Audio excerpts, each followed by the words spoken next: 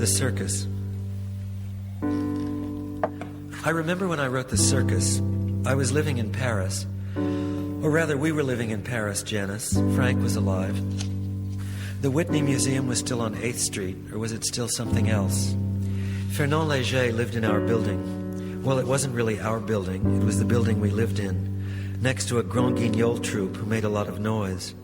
So that one day I yelled through a hole in the wall of our apartment. I don't know why there was a hole there. "Shut up!" And the voice came back to me saying something, I don't know what.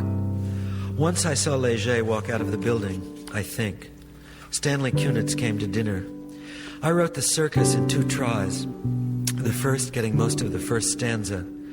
That fall I also wrote an opera libretto called Louisa or Matilda.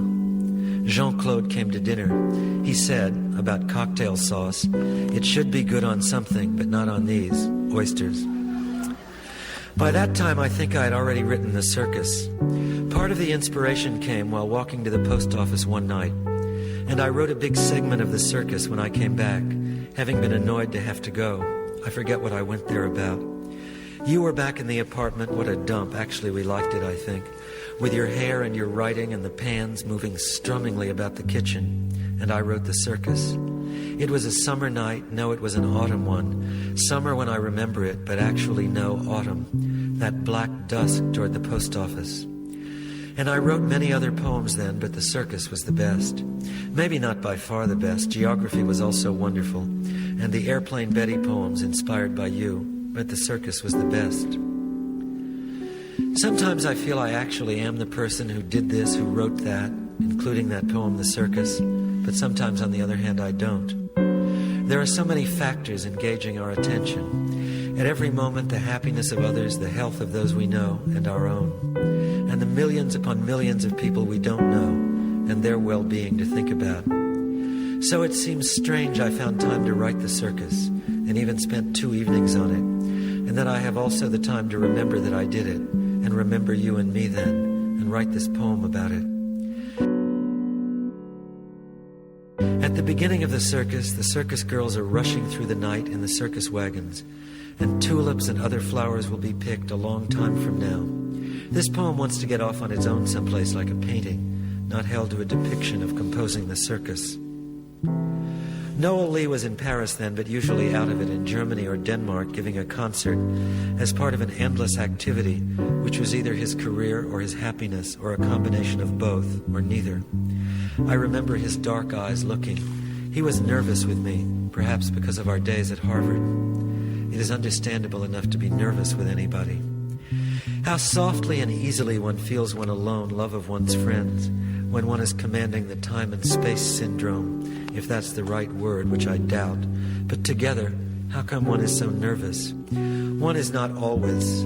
But what was I then, and what am I now attempting to create, if create is the right word, out of this combination of experience and aloneness? And who are you telling me it is or is not a poem? Not you. Go back with me, though, to those nights I was writing The Circus. Do you like that poem? Have you read it? It is in my book, Thank You, which Grove just reprinted. I wonder how long I'm going to live, and what the rest will be like. I mean, the rest of my life. John Cage said to me the other night, "How old are you?" And I told him 46.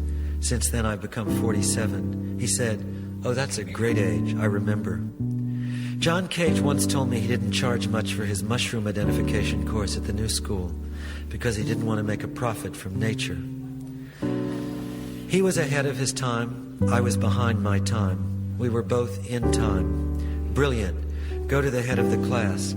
And time is a river. It doesn't seem like a river to me. It seems like an unformed plan. Days go by and still nothing is decided about what to do until you know it never will be. And then you say, time. But you really don't care much about it anymore. Time means something when you have the major part of yours ahead of you, as I did in Aix-en-Provence. That was 3 years before I wrote The Circus. That year I wrote Bricks and the Great Atlantic Railway. I felt time surround me like a blanket, endless and soft. I could go to sleep endlessly and wake up and still be in it. But I treasured secretly the part of me that was individually changing. Like Noel Lee, I was interested in my career. and still am. But now it is like a town I don't want to leave, not a tower I'm climbing, opposed by ferocious enemies. I never mentioned my friends in my poems at the time I wrote The Circus, although they meant almost more than anything to me. Of this now for some time I felt an attenuation, so I'm mentioning them. Maybe this will bring them back to me. Not them, perhaps, but what I felt about them. John Ashbery, Jane Frolicker, Larry Rivers, Frank O'Hara. Their names alone bring tears to my eyes, as seeing Polly did last night. It is beautiful at any time, but the paradox is leaving it in order to feel it. When you've come back, the sun has declined and the people are merrier, or else they've gone home altogether, and you are left alone. Well, you put up with that. Your sureness is like the sun while you have it, but when you don't, it lacks a black and icy night. I came home and wrote The Circus that night, Janice. I didn't come and speak to you and put my arm around you and ask you if you'd like to take a walk or go to the Cirque Medrano, though that's what I wrote poems about, and I'm writing about that now, and now I'm alone.